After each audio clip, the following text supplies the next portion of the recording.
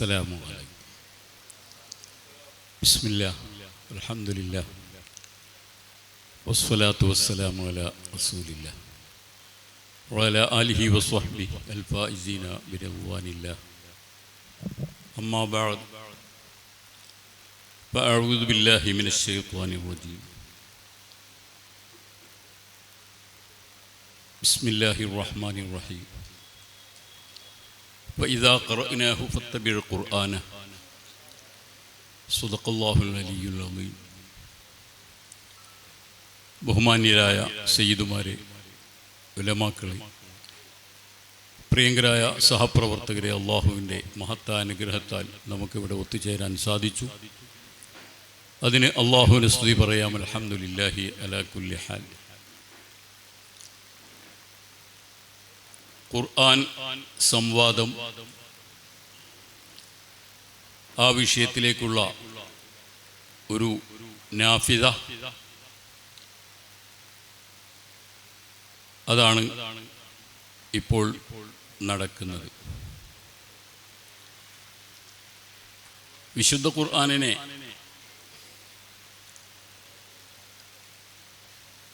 ധാരാളം ഭാഗത്ത് നിന്ന് വിമർശിക്കുന്നുണ്ട്. പല രൂപത്തിലുള്ള വിമർശനങ്ങളും ഖുർആന്റെ നേരെ വരുന്നുണ്ട്.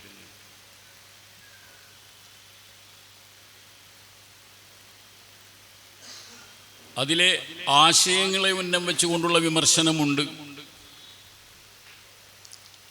അതിൻ്റെ ഘടനയെക്കുറിച്ച് വിമർശിച്ചുകൊണ്ടുണ്ട്. എന്നാൽ ആശയ വിഷയത്തിൽ വിശുദ്ധ ഖുർആനിനെ വിമർശിക്കേണ്ട കാര്യമില്ല, മറ്റുള്ള വിഷയങ്ങളും വിമർശിക്കേണ്ട കാര്യമില്ല എന്ന് ആ വിമർശിക്കപ്പെടുന്ന വിഷയത്തെ വിലയിരുത്തുമ്പോൾ മനസ്സിലാകുന്നത്. ഖുർആനിൻ്റെ ഒരു പ്രധാനപ്പെട്ട ആശയം വഅ്തുൽ ബുയൂത മിൻ അബ്വാബിഹ, ഏതേത് പ്രശ്നങ്ങളെയും അതിനെ പിൻവാതിൽ സമീപനം പാടില്ല എന്നുള്ളതാണ്. കാര്യങ്ങളെ സമീപിക്കുന്നത് നേർക്കുനേരെയായിരിക്കും. കള്ളം, വഞ്ചന, അഴിമതി, കുംഭകോണം, കൈക്കൂലി, ഈ വിഷയങ്ങളെ മുഴുക്കെ ഇല്ലായ്മ ചെയ്യുന്ന ഒരു പ്രസ്താവനയാണ് വഅ്തുൽ ബുയൂത മിൻ അബ്വാബിഹ. സബബുൻ നുസൂൽ പഴയകാലത്തെ അന്ധവിശ്വാസത്തെ തകർക്കലായിരുന്നുവെങ്കിലും ഖുർആനിന് ലഹറും ബത്തുനുമുണ്ട്. കുല്ലിൻ ലഹറും വബത്തുനും, അതിൻ്റെ ബത്തുവിൻ്റെ ഒരു ഭാഗമാണ് ലോകത്തോട് ഖുർആന് പറയാനുള്ള ആശയം. മനുഷ്യന്മാരെ, വഅ്തുൽ ബുയൂത മിൻ അബ്വാബിഹ, നേരെ വാ, നേരെ പോ, മര്യാദ. ഈ ആശയത്തെ ഉയർത്തിപ്പിടിക്കുന്ന ഒരു പുസ്തകത്തിനോട് എന്തിനാണ് കല്ലെറിയാൻ പോകുന്നത്? ആരെയും വെറുതെ ഇരിക്കാൻ ഈ ഗ്രന്ഥം സമ്മതിക്കുന്നില്ല. മുഴുവൻ ആളുകളെയും പ്രവർത്തന ഗോതയിലേക്ക് പ്രസ് ചെയ്തുകൊണ്ടിരിക്കുകയാണ്. അതും ഒരു പോസിറ്റീവ് ചിന്തയല്ലേ? യാ അയ്യുഹല്ലദീന ആമനു എന്ന് പറഞ്ഞുകൊണ്ട് ഇർകഉ വസ്ജുദു, നിങ്ങളെ കാണണം റുക്കൂയിൽ, നിങ്ങളെ കാണണം സുജൂദിൽ. വഅ്ബുദു റബ്ബക്കും, റുക്കൂഴ് സുജൂദ് മാത്രമല്ല, നിരവധി ഇബാദത്തുകളുണ്ട്, അവിടെ എല്ലാം നിങ്ങൾ കാണണം. എന്നതിന് ശേഷം പിന്നീട് പറയുന്നത് എന്താ? വഫ്അലുൽ ഖൈർ. ഇബാദത്ത് എന്ന് പറയുന്ന ഒരു പരിപ്രേക്ഷ്യം, അങ്ങനെയുള്ളൊരു മേൽവിലാസം, റുക്കൂഴ് സുജൂദ് എന്ന് പറയുന്ന ഒരു മേൽവിലാസം, ആ മേൽവിലാസങ്ങളൊക്കെ അങ്ങ് മാറ്റി നിർത്തിയിട്ട് കുറേ കൂടി വിശാലമായ ലോകത്തേക്ക് ചെല്ലുന്ന സന്ദർഭത്തിൽ ധാരാളം ഖൈറുകൾ ഉണ്ടാകും. അവിടെയെല്ലാം നിങ്ങൾ ഉണ്ടാകണം. വഫ്അലുൽ ഖൈർ. നോക്കൂ, ഈ കാണുന്ന ചുമരിൽ ഒരുപാട് ഫോട്ടോകളുണ്ട്. ജീവൻ നിലനിൽക്കാൻ മാത്രമുള്ള സൂറത്തല്ല, വെറും തല മാത്രമാണ് എന്നതുകൊണ്ട് തൽക്കാലം നമുക്കതിനെ നമ്മുടെ സംസാര വിഷയത്തിലേക്ക് കൊണ്ടുവരാം. എങ്ങനെ ഈ ചുമരിൽ ഈ ആളുകളൊക്കെ കയറി? യാ അയ്യുഹല്ലദീന ആമനൂ റുക്കഊ വസ്ജുദൂ എന്ന് പറയുന്ന റാക്കികളും സാജിദുകളും ആണോ ഇവരെല്ലാവരും? ഇസ്ലാമിൻ്റെ ഭാഷയിൽ ഇബാദത്ത് എന്ന് പറയുന്ന സംജ്ഞയുടെ കീഴിൽ വരുന്നവരാണോ ഈ മുഴുവൻ ആളുകളും?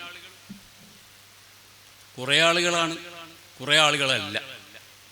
പിന്നെ എങ്ങനെയാ അവർ കയറി? വഫ്അലുൽ ഖൈർ, അവനവൻ്റെ ഹയാത്ത്, അവനവൻ്റെ ലൈഫ്, അവനവൻ്റെ ജീവിതം ഖൈറ് ഖൈറ് എന്ന് പറയാൻ പറ്റുന്ന നിരവധി മണ്ഡലങ്ങളുണ്ട്. ആ മണ്ഡലങ്ങളിലേക്ക് വിട്ടുകൊടുക്കുക. വഫ്അലുൽ ഖൈർ. നാം ഇപ്പോൾ ഈ കെട്ടിടത്തിൽ ഇരിക്കാൻ തന്നെ കാരണക്കാരൻ ആരാണ്? അദ്ദേഹത്തെ കൊണ്ട് കഴിയുന്നൊരു ഖൈർ അദ്ദേഹം ചെയ്തു. മോയിൻകുട്ടി വൈദ്യർ, എന്താണ് അദ്ദേഹം ചെയ്ത ഖൈർ? മലയാള ജനതക്ക് മഹാന്മാരായ ബദരീങ്ങളെ മറ്റാരെക്കാളും കൂടുതൽ ശ്രദ്ധിക്കപ്പെടുന്ന രൂപത്തിലുള്ള കവിത, അതിൻ്റെ രചയിതാവായി എന്ന് പറഞ്ഞുകൊണ്ട് മഹാന്മാരായ ബദരീങ്ങളെ നമ്മുടെ മുമ്പിലേക്ക് ഹയാത്താക്കി തരിക എന്ന് പറയുന്നൊരു ഖൈറായിരുന്നു മഹാൻ ചെയ്തത്. അതിന് അദ്ദേഹത്തിന് കിട്ടിയ പാരിതോഷികമാണ് ഈ കാണുന്ന തിദ്കാർ, ഈ കാണുന്ന ദിക്റ, ഈ കാണുന്ന ബിനായ. ഈ ഇരിക്കുന്ന എല്ലാ ഓരോ ആളുകളും ഓരോ ഫീൽഡിൽ ഓരോ ഖൈറുകൾ ചെയ്തു വെച്ചതിൻ്റെ പേരിലാണ് അവർ സ്മരിക്കപ്പെടുന്നത്. വഫ്അലുൽ ഖൈർ എന്ന് പറയുന്ന അംർ മുത്ലഖുൽ അംർ ഈജാബിനാണ് എന്ന് പറയുന്ന സന്ദർഭത്തിൽ വെറുതെ ഇരിക്കാൻ ആരെയും അനുവദിക്കുന്ന, നിർബന്ധമായും ഓരോ ഖൈർ ചെയ്തുകൊണ്ടിരിക്കണം. ഉദാഹരണത്തിന് പറയുകയാണെങ്കിൽ ഇപ്പൊ കൊണ്ടോട്ടി ടൗണിൽ എപ്പോഴും തിരക്കാണ്, ജാമാവുകയാണ് എന്ന് സങ്കല്പിക്കുക. അപ്പോൾ എങ്ങനെയാണ് സിഗ്നൽ ഇല്ലാതെ, പോലീസ് ഇല്ലാതെ സ്വയം നിയന്ത്രിതമായിട്ട് ആ ട്രാഫിക് പരിഹരിക്കാൻ അതിന് സാങ്കേതിക വിദ്യ കണ്ടുപിടിച്ചാൽ വഫ്അലുൽ ഖൈർ. ഓരോ സിഗ്നൽ കത്താനും 2-3 മിനിറ്റ് കാത്തു നിൽക്കുക, 100 കണക്കിൽ ആളുകൾ കാത്തു നിൽക്കുക. അതിന് പകരമായിട്ട് റോബോട്ട് സിസ്റ്റത്തിൽ കാറുകളെ സഞ്ചരിപ്പിക്കാൻ ഏതൊരു ശാസ്ത്രജ്ഞനാണ് സാധിക്കുന്നത് എങ്കിൽ അയാൾ കൊണ്ടോട്ടിക്കാരുടെ എല്ലാവരുടെയും സഹായിയാണ്. 2 കാറുകൾ പരസ്പരം കൂട്ടിമുട്ടാതെ, ഡ്രൈവർ ഇല്ലാതെ, ഒന്ന് മറ്റൊന്നിനോട് അടുക്കുന്ന സന്ദർഭത്തിൽ സ്വാഭാവികമായും അടുക്കാൻ സമ്മതിക്കാതെ വിട്ട് കടന്ന് പോകത്തക്ക വിധത്തിലുള്ള സാങ്കേതിക വിദ്യ കൊണ്ട് ട്രാഫിക് നിയന്ത്രിക്കുന്നത് ഇന്ന് വലിയ വലിയ രാജ്യങ്ങളിൽ സ്ഥിരമായി കഴിഞ്ഞു. അത് കണ്ടുപിടിച്ചവൻ ഒരു പക്ഷേ കാഫിറായിരിക്കാം, അത് കണ്ടുപിടിച്ചവർ ഒരു പക്ഷേ മുൽഹിദാകാം, നിരീശ്വരവാദിയാകാം. പക്ഷേ അയാൾ ചെയ്യുന്നതൊരു ഖൈറാണ്. പരലോകത്തേക്ക് അദ്ദേഹത്തിനൊന്നും പ്രതീക്ഷിക്കാനില്ല എങ്കിലും ഈ ലോകത്ത് ഖൈർ ചെയ്തു എന്നതിൻ്റെ പേരിൽ ആ ഭൗതികമായ ഹയാത്തിൽ അള്ളാഹുവിൻ്റെതായ ഭാഗത്തിൽ നിന്നുള്ള സഹായം മനുഷ്യനുണ്ടാവുന്നത്. ഇങ്ങനെ നിരീശ്വരവാദിയായിരുന്നാലും ശരി, യുക്തിവാദിയായിരുന്നാലും ശരി, മറ്റാരായിരുന്നാലും ശരി, വെറുതെ ഇരിക്കല്ല മനുഷ്യ, നിന്റെ വക എന്തെങ്കിലും ഒരു സംഭാവന നൽകൂ എന്ന് പറയുന്ന ഒരാശയം. ഇതിനോട് എന്തിനാണ് കല്ലെറിയാൻ പോകുന്നത്? ഈ ചുവട് വെച്ചുകൊണ്ടാണ് അതിലെ എല്ലാ ഓരോ സമർപ്പണങ്ങളും, ഓരോ ഉത്തരവുകളും ആ രൂപത്തിലാണ്. വിശുദ്ധ ഖുർആനെ സംബന്ധിച്ചിടത്തോളം സംവാദത്തിന് വേണ്ടി ഇറങ്ങിത്തിരിക്കുന്ന ആളുകൾ ആശയത്തിൻ്റെ പേരിൽ മാത്രമല്ല വേറെയും പല കാര്യങ്ങളും പറയാറ്. അതിൽപ്പെട്ട ഒന്നാണ് ഈ ഗ്രന്ഥം, അത് തോറ, ബൈബിൾ, പഴയ തൗറാത്തിനെയും ഇഞ്ചീലിനെയും കോപ്പിയടിച്ചതാണ്. പെട്ടെന്നങ്ങ് പറയലാണ്, ഓറിയന്റലിസ്റ്റുകളോ അല്ലാത്തവരോ പറയലാണ്. കാരണം എന്താണ്? ആ തൗറാത്തിൽ ഉണ്ട് എന്ന് പറയുന്നതും ഇഞ്ചീലിൽ ഉണ്ട് എന്ന് പറയുന്നതുമായ നിരവധി സംഭവങ്ങൾ വിശുദ്ധ ഖുർആനിൽ ഉണ്ട് എന്നതാണ് അത് പറയാൻ കാരണമാകുന്നത്. എന്നാൽ അതൊരു വസ്തുതയാണോ? തോറ എന്ന് പറയുന്നതിനെയോ ബൈബിൾ എന്ന് പറയുന്നതിനെയോ വിശുദ്ധ ഖുർആൻ ഫോളോ ചെയ്തതാണ്, അല്ലെങ്കിൽ അതിനെ കോപ്പിയടിച്ചതാണ് എങ്കിൽ മഹാനായ ഹൂദ് നബി അലൈഹി ഇസ്ലാമിൻ്റെ ചരിത്രം ഖുർആനിൽ ഉണ്ടാവാൻ പാടില്ല. ഷുഐബ് നബി അലൈഹി ഇസ്ലാമിൻ്റെ ചരിത്രം ഖുർആനിൽ ഉണ്ടാവാൻ പാടില്ല. സ്വാലിഹ് നബി അലൈഹി ഇസ്ലാമിൻ്റെ ചരിത്രവും ഖുർആനിൽ ഉണ്ടാവാൻ പാടില്ല. കാരണം അൽ അഹ്ദുൽ ഖദീം, അൽ അഹ്ദുൽ ജദീദ്, ഓൾഡ് ടെസ്റ്റ്മെന്റ്, ന്യൂ ടെസ്റ്റ്മെന്റ്, അത് മുഴുക്കെയും മരിച്ചു പെറുക്കുമ്പോഴും നമുക്ക് ഇവരെ കാണാൻ കിട്ടുന്നില്ല. മുഹമ്മദ് മുസ്തഫ സല്ലല്ലാഹു അലൈഹി വസല്ലമ തങ്ങളുടെ സ്രോതസ് തോറയായിരുന്നുവെങ്കിൽ, ഇഞ്ചീലായിരുന്നുവെങ്കിൽ ഈ വിശുദ്ധ ഖുർആനിൽ ഇങ്ങനെ ഒരു സംഭവം ഉണ്ടാവുകയില്ല. കാരണം തോറ മാത്രം ആസ്പദമാക്കി മുന്നോട്ട് പോകുന്നയാൾക്ക് എങ്ങനെയാണ് പൂർവ്വകാല ചരിത്രത്തിൽ ഹൂദ് നബി അലൈഹി സ്വലാമിനെ പറയാൻ കിട്ടുക? എങ്ങനെയാണ് സ്വാലിഹ് നബി ഇസ്ലാമിനെ പറയാൻ കിട്ടുക?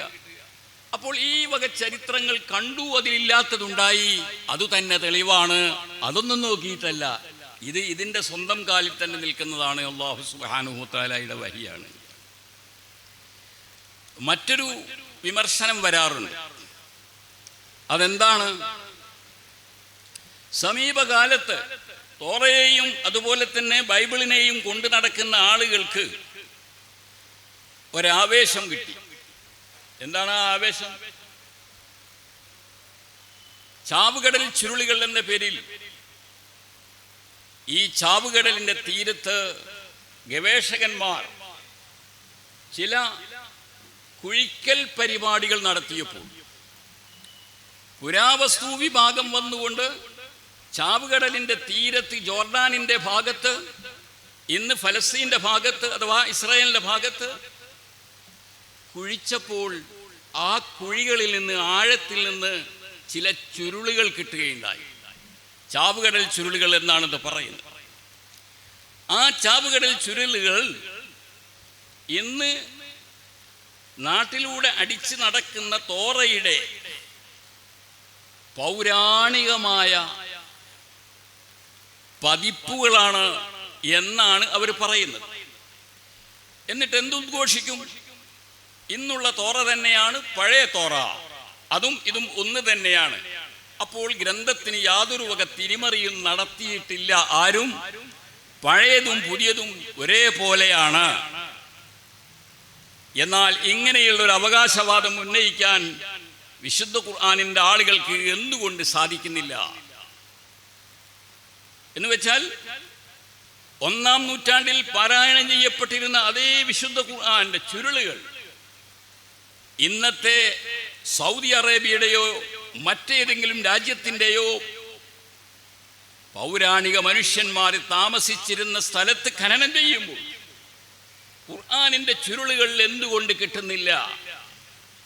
അത് കാണിക്കുന്നത് വിശുദ്ധ ഖുർആൻ എന്ന് പറയുന്ന ഒരു സാധനം നേരത്തെ ഉണ്ടായിരുന്നില്ല. പിന്നെ അത് പിൽക്കാലത്തുള്ള ഖലീഫമാരുടെയോ ഖലീഫമാരുടെ ശേഷമുള്ളവരുടെയോ എല്ലാം കൂടിയുള്ള ഒരു തട്ടിക്കൂട്ടലാണ്. അല്ലെങ്കിൽ ഈ പുരാണ ചുരുളുകൾ കിട്ടുമായിരുന്നു. എന്നാൽ ഇത്തരം ഒരാരോപണം നടത്തുന്ന സന്ദർഭത്തിലാണ് നമ്മുടെ മുമ്പിലേക്ക് കടന്നു വരുന്നത് എന്താണ്? ഹുഫ്രയാത്ത് സന്നായ്, മഖ്തൂത്താത്ത് സന്നായ്. 1970 യമൻ എന്ന് പറയുന്ന രാജ്യത്തിലെ സ്വന്നായ് എന്ന് പറയുന്ന സ്ഥലത്ത് അൽ ജാമിഉൽ കബീർ എന്ന പേരിലുള്ള ഒരു പള്ളി, ആദരവായ റസൂലുള്ളാഹി സ്വല്ലല്ലാഹു അലൈഹി വസല്ലമ തങ്ങളുടെ കൽപ്പനയാൽ നിർമ്മിക്കപ്പെട്ടിട്ടുള്ള ഒരു പള്ളി, ഹിജ്റ 6-ാം വർഷത്തിൽ നിലവിൽ വന്നിട്ടുള്ള പള്ളി, ആ പള്ളിയുടെ അങ്കണത്തിൽ ഖനനം ചെയ്തപ്പോൾ 1970 ലഭിക്കുകയുണ്ടായി. എന്താ ലഭിച്ചിട്ടുള്ളത്? ധാരാളം തോലുകൾ,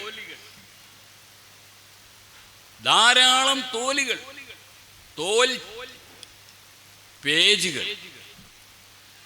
ആ തോൽ പേജുകളിലെല്ലാം ഉണ്ടായിരുന്നത് മഹാനായ ഉസ്മാൻ റളിയല്ലാഹു അൻഹുവിൻ്റെ ആ റസ്മിലുള്ള വിശുദ്ധ ഖുർആൻ എഴുതിയതായിരുന്നു. എവിടെയെന്ന് ചോദിക്കുമ്പോൾ കിട്ടുകയാണ്. കിട്ടുന്നത് എവിടെ നിന്നാണ്? ഒരു ജുമുഅത്ത് പള്ളിയുടെ അന്തർഭാഗം ഖനനം ചെയ്യുമ്പോഴാണ് ആ പള്ളിയുടെ പൗരാണികത എത്രയാ? ഹിജറ 6 നിർമ്മിക്കപ്പെട്ടതാണ്. അള്ളാഹുവിന്റെ റസൂലിന്റെ കൽപ്പന പ്രകാരം തന്നെ യമനിൽ നിർമ്മിക്കപ്പെട്ടതാണ്. അവിടെ നിന്ന് കിട്ടിയ മഖ്തൂത്താത്ത്, കയ്യെഴുത്ത് രേഖകൾ ഇന്ന് മ്യൂസിയത്തിൽ സൂക്ഷിക്കപ്പെട്ടിരിക്കുന്നു. 1000 14,000 വരുന്ന ചീന്തുകളാണ് കിട്ടിയിട്ടുള്ളത്. അവയുടെ എഴുത്തിന്റെ രൂപം പറയുന്നത് ആ തോലിന്മേൽ 2 തരത്തിലുള്ള എഴുത്തുണ്ട്. ഒന്ന് അതിന, ഒന്ന് അഴല. ഇങ്ങനെയുള്ള എഴുത്തിനെ പറ്റി അറബിയിൽ പറയാറുള്ളത് റസ്ബ് റസ്ബ് എന്നാണ്. റസ്ബ് റസ്ബ് എന്ന് വെച്ചാൽ മാച്ച് എഴുതുക എന്നർത്ഥം. മാച്ചിട്ട് എഴുതുക. ആദ്യം ഒന്ന് എഴുതിപ്പോയതിൻ്റെ മുകളിൽ അതിനെ മാച്ചിട്ട് വീണ്ടും എഴുതുക. ഇന്നത്തെ പോലെ കടലാസില്ലല്ലോ, തോലല്ലേ. അത് എഴുതിയത് എഴുത്ത് മായ്ക്കേണ്ടി വന്നാലും തോലിനെ നശിപ്പിച്ചുകൂടാ, തോലവിടെ ബാക്കിയുണ്ടാവും. അങ്ങനെയാണ് ഈ 1970 ഇത് കിട്ടുന്നത്. എന്തു മനസ്സിലായി? അയലയായിരുന്ന എഴുത്ത്, ലാഹിറായ എഴുത്ത്, അത് റസ്മുൽ ഉസ്മാനി പ്രകാരമുള്ള അന്നസുൽ ഖുർആനി, അതിൻ്റെതായ അടിയിൽ തെളിയാതെ എന്നാൽ അവിടെ ഉണ്ട് എന്ന് ആളുകൾക്ക് വായിക്കാൻ പറ്റുന്ന രൂപത്തിൽ അത് കിടക്കുകയാണ്. അപ്പോൾ വിഷയമെന്താണ്? മഹാനായ റസൂലുള്ളാഹി സ്വല്ലല്ലാഹു അലൈഹി വസല്ലമ തങ്ങൾ സ്വഹാബത്തിന്റെ ഹിഫ്ള് അഥവാ ഫാത്തിഹ മുതൽ ഖുൽ അഊദു ബിറബ്ബിന്നാസ് വരെയുള്ളത് പരിപൂർണമാക്കി ഹിഫ്ളാക്കി ഇന്ന അലൈനാ ജംഅഹു എന്ന് പറഞ്ഞ ജംഅ അത് കഴിഞ്ഞതിന് ശേഷം വഫാത്താകുന്നു. 2 ചട്ടകയുടെ ഉള്ളിലായി കൊണ്ടുള്ള ഖുർആൻ എന്ന് പറയുന്നത് മനസ്സുകൊണ്ടാണെങ്കിൽ അത് അള്ളാഹുവിന്റെ റസൂല് പൂർത്തിയാക്കി വെച്ചിട്ടാണ് വഫാത്താകുന്നത്. ആ ഹാഫിളുകളായ ആളുകൾ യമാമ യുദ്ധത്തിൽ മരണപ്പെടുന്നു എന്നുള്ള ഭീതിയാണ് 2 ഭൗതികമായ ചട്ടയ്ക്കുള്ളിലേക്ക് ജമ്പ് ചെയ്യുന്നതിലേക്ക് അബൂബക്കർ സിദ്ദീഖ് റളിയല്ലാഹു അൻഹുവിന്റെ ചിന്ത കൊണ്ടുവരുന്നത്. അപ്പോൾ മഹാനായ അബൂബക്കർ സിദ്ദീഖ് റളിയല്ലാഹു അൻഹു സഹാബിമാരുടെ അകമ്പടിയോടുകൂടെ ഈ ഭൗതികമായ ജമ്മ് എന്ന് പറയുന്നത് നടത്തുന്നത് മഹാനായ റസൂലുള്ളാഹി സ്വല്ലല്ലാഹു അലൈഹി വസല്ലം തങ്ങളുടെ കാലത്തുണ്ടായിരുന്ന ഒരു സ്വാതന്ത്ര്യത്തോടെയാണ്. എന്താണ് അന്നുണ്ടായിരുന്ന സ്വാതന്ത്ര്യം? ഖുർആൻ ഇറക്കപ്പെട്ടിരിക്കുന്നു അലാ സബഅത്തി ഹുറൂഫ്, 7 കൊളോക്കിയൽ അനുവദിച്ചുകൊണ്ട്. അറബ് ലോകത്തെ ഏറ്റവും ഫേമസ് ആയിട്ടുള്ള 7 ഗോത്രക്കാരുടെ കൊളോക്കിയൽ, വ്യത്യസ്തമായ കൊളോക്കിയൽ എല്ലാം പാരായണത്തിന് സ്വാതന്ത്ര്യത്തോടു കൂടെയായിരുന്നു അല്ലാഹുവിന്റെ റസൂൽ വഫാത്താക്കുന്നത്. അബൂബക്കർ സിദ്ദീഖ് റളിയല്ലാഹു അൻഹു അധികാരം ഏറ്റെടുക്കുന്നത്. എന്താണ് ഈ കൊളോക്കിയൽ വ്യത്യാസം എന്ന് പറഞ്ഞാൽ? അമിനംബിരിം സിയാമും ഫിസ് സഫർ എന്ന്, അമിനംബിരിം സിയാമും ഫിം സഫർ, ഇതൊരു കൊളോക്കിയലാണ്. അതിൻ്റെ ഖുറൈശി ടൈപ്പ് എങ്ങനെയാ? ആ കൊളോക്കിയൽ അമിനൽ ബിർരി സിയാമു ഫിസ് സഫർ, അലിഫ്ലാമിനെ അലിഫ്ലാമായി ഉപയോഗിക്കുകയും അതിനെ മറച്ചു വെക്കേണ്ടടുത്ത് മറച്ചു വെക്കുകയും ചെയ്യുക എന്നുള്ളതാണ് ഖുറൈശി കൊളോക്കിയൽ. സൗദി അറേബ്യയിൽ കംഹാദ എന്ന് ചോദിക്കുമ്പോൾ തൊട്ടടുത്ത് കുവൈത്തിൽ വെച്ചുകൊണ്ട് ചോദിക്കുമ്പോൾ കംഹാദ എന്നല്ല ചോദിക്കുന്നത്, ചംഹാദ എന്നാണ്. എൻ്റെ നാട്ടിൽ പയ്യ് എന്ന് പറയുമ്പോൾ നിങ്ങളുടെ നാട്ടിൽ പജ്ജ് എന്നായി പോകും. ഇതാ കൊളോക്കിയൽ. ഈ പജ്ജ് എന്ന് പറയാനും പയ്യ് എന്ന് പറയാനും പശു എന്ന് പറയാനും അനുവദിച്ചുകൊണ്ടായിരുന്നു അല്ലാഹുവിൻ്റെ റസൂൽ വഫാത്താകുന്നത്. പയ്യനെ പറയാനല്ല കേട്ടോ, വിശുദ്ധ ഖുർആനിലെ ഓരോ ആയത്തിൻ്റെ അരികിലൂടെയും പാസ് ചെയ്തു പോകുന്ന അവസരത്തിൽ അലാ സബഅത്തി ഹുറൂഫ്. അതെന്തിനാണ് അനുവദിച്ചിരുന്നത്? അറബികൾക്കിടയിൽ ഖുറൈശികളുടെ കൊളോക്കിയൽ മാത്രമായി അനുവദിക്കപ്പെട്ടു കഴിഞ്ഞാൽ മുളറുകാരും കഴുകുകാരും മറ്റുള്ളവരുമൊക്കെ അടുത്ത് വരാതിരിക്കും. അതുകൊണ്ടാണ് കഅബ എന്ന് പറയുന്ന കെട്ടിടത്തെ പൊളിച്ചു നന്നാക്കാൻ മുതിരാതെ, ഇബ്രാഹിം നബി അലൈഹി ഇസ്ലാമിൻ്റെ ഖവായിദിൽ ഉണ്ടാക്കാൻ ശ്രമിക്കാതെ തങ്ങൾ മാറി നിന്നതുപോലെ ഈ മുഴുവൻ കൊളോക്കിയലും അങ്ങ് അനുവദിച്ചു. അങ്ങനെ ആ അനുവദിക്കപ്പെട്ടതിൻ്റെ പേരിൽ അന്നത്തെ താളിയോലകളിൽ അല്ലെങ്കിൽ അവരവരുടേതായ തോലുകളിൽ എഴുതുന്നിടത്തും ആ വ്യത്യാസമുണ്ടായിരുന്നു. പിന്നീട് ഉസ്മാൻ റളിയല്ലാഹുവിന്റെ കാലം വന്നപ്പോൾ ഈ ബഹുസ്വരത, ഈ ഫ്രീഡം, എല്ലാ കൊളോക്കിയലും അനുവദിക്കുക എന്ന ആ ഒരു ഫ്രീഡം ഉണ്ടല്ലോ, അത് അന്ന് തുടക്കത്തിൽ ഹൈറായിരുന്നുവെങ്കിൽ ഇപ്പോഴത്തെ കണ്ടീഷനിൽ അതൊരു ഭവിഷ്യത്തായി കലാശിച്ചു. എന്താ കാരണം? ഇസ്ലാമിക രാഷ്ട്രങ്ങൾ അജമ രാജ്യത്തിലേക്ക് കൂടി പതാക നീട്ടുകയാണ്. അപ്പോൾ ഷാമിലോ മിസ്രിലോ ഒക്കെ കൺവെർട്ട് ചെയ്തുകൊണ്ടിരിക്കുന്ന ലക്ഷക്കണക്കായ ആളുകളുടെ അരികിലേക്ക് വിശുദ്ധ ഖുർആൻ ഓതിക്കൊടുക്കാൻ വേണ്ടി മുസ്ലിംമാരെ, ഉസ്താദുമാരെ, മുല്ലാമാരെ വിടണം. ആര്? ഉസ്മാൻ എന്നവർ വിടണം. വിടുന്നത് ആരെയായിരിക്കും? ഈ ആഴ്ച അങ്ങോട്ട് പറഞ്ഞു വിടുന്നത് ഒരു മുളർ ഗോത്രത്തിൽപ്പെട്ട ഒരാളെ ആയിരിക്കും.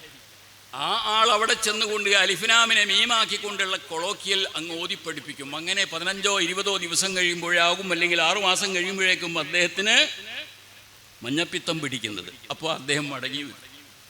ഉടനെ തന്നെ ഇവിടുന്ന് അങ്ങോട്ട് പറഞ്ഞേക്കുന്നത് കഴുകു ഗോത്രത്തിൽപ്പെട്ട ഒരാളെയാണ്. അയാളുടെ കൊളോക്കിയൽ ചെന്ന് അവിടെ ഓതുന്ന സന്ദർഭത്തിൽ പിള്ളേരെല്ലാം മേത്തക്കെടുക്കും. എന്താ, ഇങ്ങനല്ലല്ലോ ഉസ്താദ് പഠിപ്പിച്ചത്. ഏതായിരുന്നാലും അദ്ദേഹത്തെ തന്നെ സഹിച്ചുകൊണ്ട് പുതിയ കൊളോക്കിയൽ ഏകദേശം പഠിച്ചിങ്ങോട്ട് വരുമ്പോഴേക്കായിരിക്കും അദ്ദേഹത്തിന് കോവിഡ് വരുന്നത്. അയാൾ മടങ്ങി വരും. അപ്പോൾ പിന്നെ പറഞ്ഞയക്കുന്നത് ഒരു ഖുറൈശിനെയാണ്. അയാളവിടെ ചെന്നുകൊണ്ട് ആ ഖുറൈശി ശുദ്ധ ഭാഷയിൽ പറയുന്ന അവസ്ഥയിൽ അവരെല്ലാവരും മേൽ ഇതല്ലല്ലോ ഉസ്താദുമാർ പഠിപ്പിച്ചത്. ഇങ്ങനെ തലവേദനയോട് തലവേദന ബഹുത്വത്തിൻ്റെ പേരിൽ അജമ നാട്ടിൽ ആ ഒരു പ്രശ്നത്തെ പരിഹരിക്കുന്നതിന് വേണ്ടി സ്വഹാബത്ത് എല്ലാവരും കൂടി ഇരുന്ന് അവരാലോചിച്ചതിൻ്റെ പേരിലുണ്ടായ ഒരു ഇജ്മാഇ തീരുമാനമാണ് ഇന്ന് മുതൽക്ക് അങ്ങോട്ട് ഓരൊറ്റ നാട്ടിലും ഖുർആൻ ഓതാൻ പാടില്ല, ഒരു ലഹ്ജയിലല്ലാതെ. അത് ഖുറൈശി ലഹ്ജയാണ്. അതായത് ആദരവായ റസൂലുള്ളാഹി സ്വല്ലല്ലാഹു അലൈഹി വസല്ലം അങ്ങനെ വായിക്കാൻ പറ്റുന്ന രൂപത്തിലല്ലാതെ എഴുതാനും പാടില്ല. ഇങ്ങനെയുള്ളൊരു സംഭവം ഉണ്ടായത് 1970 നമ്മുടെ മേൽപ്പറയപ്പെട്ട അൽ ജാമി എവിടെ, യമനിലെ ആ പള്ളിയുടെ അടിഭാഗം ഖനനം ചെയ്തപ്പോൾ കിട്ടിയ ഈ ഓലകളിൽ നിന്ന് മനസ്സിലായി.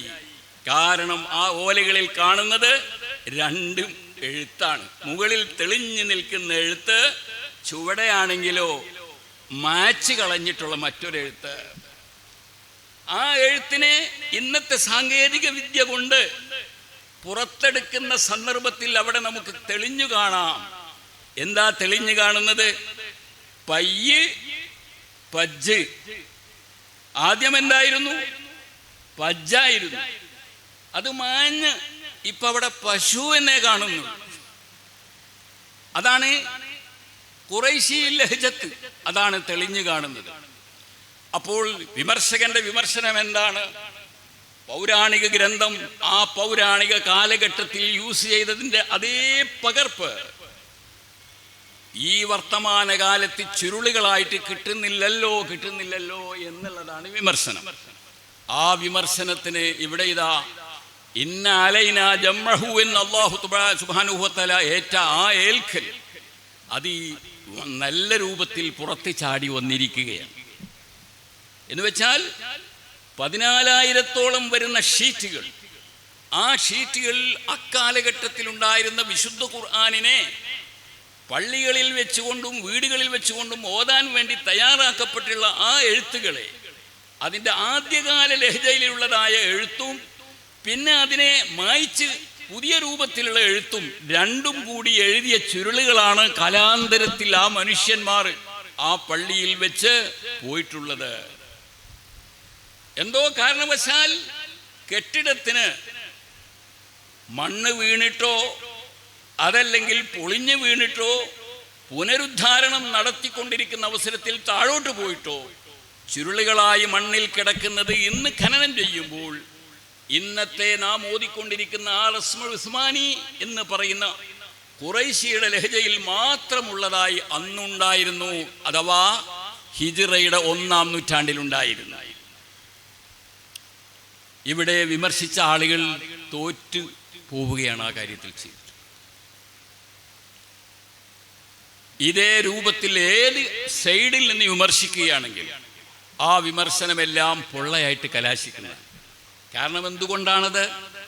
അത് അല്ലാഹു സുബ്ഹാനഹു വ തആല ഒരു വാക്ക് പറഞ്ഞിട്ടുണ്ട്, ഒരിക്കൽ പോലും അള്ളാഹുവിൻ്റെ കലാമ് ഈ ലോകത്തുള്ള ഒരൊറ്റ കുട്ടിക്കും ലഭ്യമാകാത്ത ഒരു സാഹചര്യം വരില്ല. അള്ളാഹ് ഗ്യാരണ്ടി തന്നതാണ്. ഹത്താ യസ്മഅ കലാം അല്ലാഹ് എന്നൊരു കഷ്ണം കാണാം.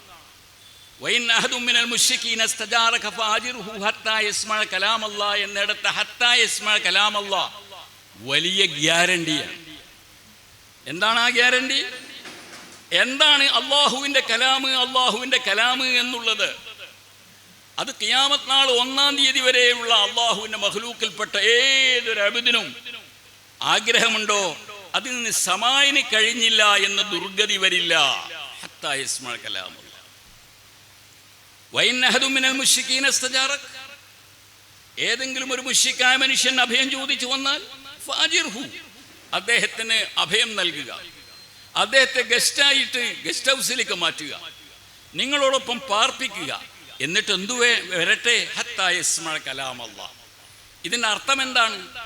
സമാഴി അള്ളാഹുവിൻ്റെ കലാമിൻ്റെ ആളായിത്തീരണം, അത് കേൾക്കണമെന്ന് ഒരാൾ വിചാരിച്ചാൽ അതിലെ ഒരു ഹർഫ് പോലും ആർക്കും നഷ്ടപ്പെടുകയില്ല. അള്ളാഹുവിൻ്റെ കലാമ് എവിടെ മുതൽ എവിടം വരെ ഉണ്ടോ അത് കിട്ടാതെയാകുന്ന ഒരു അവസ്ഥ ഉണ്ടാവുന്നതല്ല. അപ്പൊ അതിനർത്ഥം എന്താ? അള്ളാഹുവിൻ്റെ കലാമിൽ ആർക്കും ഒന്നും ഇടപെട്ടുകൊണ്ട് ഇല്ലാതെയാക്കാനോ കൂട്ടിക്കലർത്താനോ സാധ്യമാവുകയില്ല. കാരണം അള്ളാഹുവിൻ്റെ കലാമ് സെപ്പറേറ്റായിട്ട് സമാഴ് ചെയ്യാനുള്ള അവസരം ഇവിടെ ഞാൻ ഉണ്ടാക്കി വെക്കുന്നതാണ്. ഇതാർക്കു കൂടിയുള്ള മറുപടിയാണ്? ഹൂത്തികൾക്ക് കൂടിയുള്ള മറുപടിയാണ്. ഹൂത്തികൾ എന്താണ് പറയുന്നത്? ഹൂത്തികൾ പറയുന്നത് ഫാത്തിമ ഖുർആൻ എന്ന പേരിൽ ഒരു ഖുർആനുണ്ട്, അത് പാതാളത്തിൽ കിടക്കുകയാണ്. പാതാളത്തിൽ കിടക്കുന്ന 12ാമത്തെ നബി കുടുംബത്തിലെ ഒരു വ്യക്തിത്വം അതും വെച്ചുകൊണ്ട് അവിടെ കഴിയുകയാണ്. ഏതോ ഒരു സുപ്രഭാതത്തിൽ അദ്ദേഹം ആ പുസ്തകവുമായി തിളങ്ങും. അന്ന് മാത്രമേ നമുക്ക് യഥാർത്ഥ ഖുർആൻ ഓതാനുള്ള ചാൻസ് കിട്ടുള്ളൂ എന്ന ഒരു വൃത്തികേട് പറയുന്നവരാണ് ഹൂത്തികൾ. എല്ലാ ശിയാക്കളുമല്ല, ഇസ്നാഅശരിയെയും ഇസ്നാഅശരിയിൽ നിന്ന് ഉയർക്കൊണ്ടിട്ടുള്ള ഹൂത്തികളും അത് പറയുന്നവരാണ്. അവരോട് നമുക്ക് പറയാനുള്ളതും ഇത് തന്നെയാണ്. ഈ ഹത്താ യസ്മഅ കലാം അല്ലാഹ് എന്ന് പറയുന്ന ഗ്യാരണ്ടിക്ക് എതിരല്ലയോ അത്? ആയിരക്കണക്കിൽ വർഷമായി മുസ്ലിങ്ങൾക്ക് അള്ളാഹുവിൻ്റെ കലാം കിട്ടുന്നില്ല. അത് ഫാത്തിമ ഖുർആനാണ്, അത് ഭൂമിക്കടിയിൽ കിടക്കുകയാണ്. ഇനി എന്നാണോ ആ മുഹമ്മദ് എന്ന പേരിൽ അറിയപ്പെടുന്ന വ്യക്തിത്വം പുറത്തു വരുന്നത് അതുവരേക്കും നമുക്കത് കേൾക്കാനുള്ള സാധ്യതയില്ല. എത്ര ശിയാക്കളാണ് ഖുർആനെ കാണാനും കേൾക്കാനും കഴിയാതെ മരിച്ചു പോയിട്ടുള്ളത് ഈ ഗതകാല ജീവിതത്തിൽ. വൃത്തികേടാണ്. അപ്പോൾ യുക്തിവാദികൾക്ക് മാത്രമല്ല, വിമർശകർക്ക് മാത്രമല്ല, ഷിയാക്കൾക്ക് കൂടിയുള്ള മറുപടിയാണ് ഈ ഹത്താ യസ്മഅ കലാം അല്ലാഹ്. അല്ലാഹു സുബ്ഹാനഹു വ തആല ഏറ്റെടുത്തതാണ്. അവൻ്റെ അക്ഷരങ്ങൾ ഒന്നുപോലും കലാമുല്ലാഹിയിലെ ഒന്നുപോലും നഷ്ടപ്പെടാതെ ഭൂമിയിൽ എപ്പോഴും അത് ലഭ്യമാകുന്നത്. അതിൽ കൈകടത്തലുണ്ടാവാതെ വെട്ടിക്കുറക്കലില്ലാതെ തന്നെ അത് സെപ്പറേറ്റ് കേൾക്കാനുള്ള സാധ്യത ഉണ്ട്, അവസരമുണ്ട്. ആയതുകൊണ്ട് നമുക്ക് ഈ വിഷയത്തിൽ ഒരു സംശയത്തിനും പഴുതില്ല. ആര് ഏത് തൊറഫിൽ നിന്നുകൊണ്ട് അതിനെ ഖണ്ഡിക്കാൻ വന്നാലും വിമർശിക്കാൻ വന്നാലും വളരെ ചെറിയ നിമിഷം കൊണ്ട് തന്നെ അതങ്ങ് പൂമ്പടിഞ്ഞു പോകുന്നതാണ്. ഈ രൂപത്തിലുള്ള ഒരു പഠനമാണ് വിശുദ്ധ ഖുർആനിൻ്റെ കാര്യത്തിൽ നമുക്ക് വേണ്ടത്. അതിന് ധാരാളം ചർച്ചകൾ നടന്നുകൊണ്ടിരിക്കുന്നുണ്ട്, ധാരാളം വേദികൾ ഉണ്ടായിക്കൊണ്ടിരിക്കുന്നത്. ഈ വേദിയും ആ വേദികളുടെ കൂട്ടത്തിൽ മഹത്തായ ഒരു സംരംഭമാണ്. ഈ സംരംഭത്തെ ഇത്രയും കാലം വെച്ച് അതിനെ ഉയർത്തിക്കൊണ്ടുവന്ന നിങ്ങൾ ഇനിയും അതിൻ്റെതായ ആ ഉയർത്തൽ പരിപാടിക്ക് കൂടെ നിൽക്കണം എന്നാവശ്യപ്പെട്ടുകൊണ്ട് അല്ലാഹു സുബ്ഹാനഹു വ തആല അവൻ്റെ ദീനിന് വേണ്ടി നമ്മുടെ കൈകാലുകൾക്ക്, നമ്മുടെ ചിന്തകൾക്ക് പടച്ച റബ്ബ് എല്ലാ വക ശക്തിയും പകരട്ടെ എന്ന് ദുആ ചെയ്തുകൊണ്ട് ഞാൻ വാക്കുകൾ അവസാനിപ്പിക്കുന്നു. വആഖിറു ദഅ്വാനാ അനിൽ ഹംദുലില്ലാഹി റബ്ബിൽ ആലമീൻ. അസ്സലാമു